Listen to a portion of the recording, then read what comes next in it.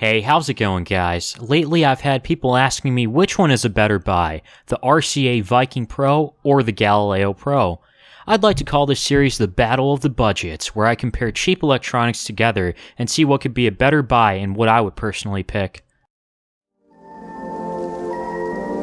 Starting off with the screens, the Galileo is about 1 inch larger, but the screen is horrible because it's a 1024 by 600 resolution with a TFT screen that has bad viewing angles. When you tilt it one way or the other, it either gets too bright or too dim. The Viking Pro is sharper, having a 1280 by 800 resolution with an IPS display, which means that there aren't any problems with the viewing angles. This makes the screen more comfortable to look at, to read on, or to watch a video in HD. The Galileo Pro is heavy compared to the Viking Pro, coming in at just about 3 pounds, but still lighter than the average laptop. It's still thicker and not as convenient to carry around. The tablets are actually quite similar in a few ways.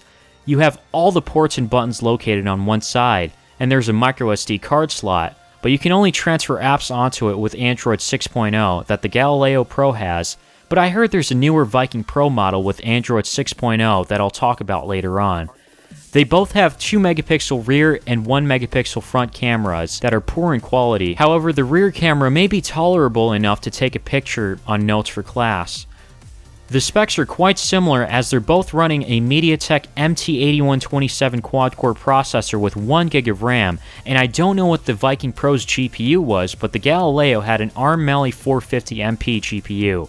Basic tasks like web browsing, checking your email to playing games are better on the Galileo because it has a lower resolution, so the processor doesn't need to push as much power as the Viking Pro does.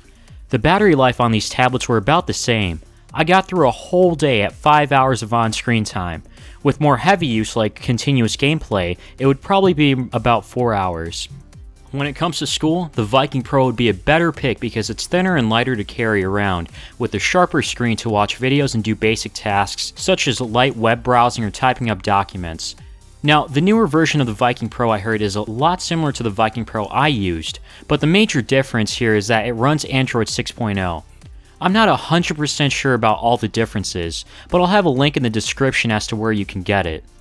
I would choose the Galileo over the Viking Pro if it's going to be for personal use because it can handle games pretty well, and it's a bit smoother in performance overall, not to mention it's a little cheaper.